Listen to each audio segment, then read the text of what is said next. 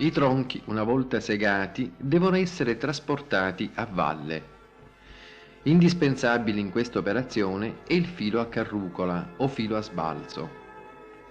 Quello che si vede è il filo a carrucola, perché la pendenza della valle non è eccessiva, altrimenti si userebbe il filo a sbalzo, che in alcuni casi raggiunge anche i 3 o 4 mila metri di lunghezza.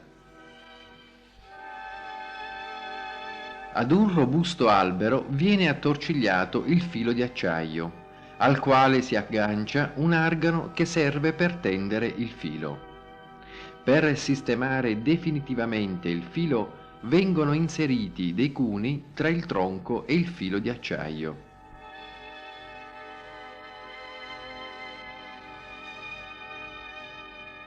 Per trasportare i tronchi dal bosco alla base di partenza si usa la slitta, la quale, una volta caricata, viene trascinata e frenata fino all'arrivo.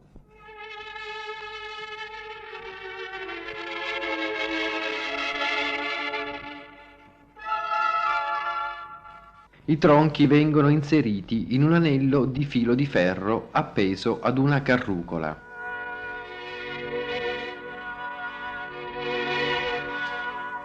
Fatto il pieno, il boscaiolo dà il via al carico, accompagnandolo perché non oscilli durante il tragitto.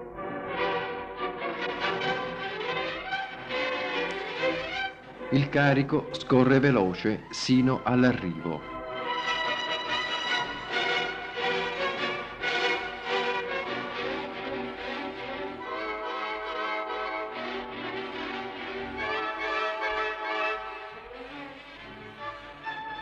I tronchi vengono tolti dall'anello di ferro e vengono recuperate le carrucole e l'anello. Nell'officina del fabbro non può certo mancare il tornio, strumento indispensabile il cui pedale, azionato dal piede, fa ruotare il volano ed il relativo contrappeso.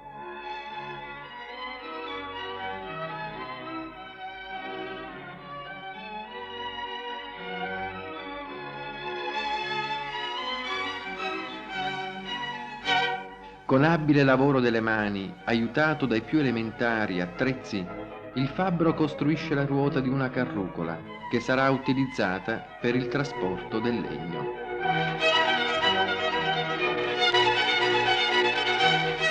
Con lo stesso movimento del pedale viene azionata la mola, posta al margine del tornio, che serve al fabbro ad affilare gli attrezzi.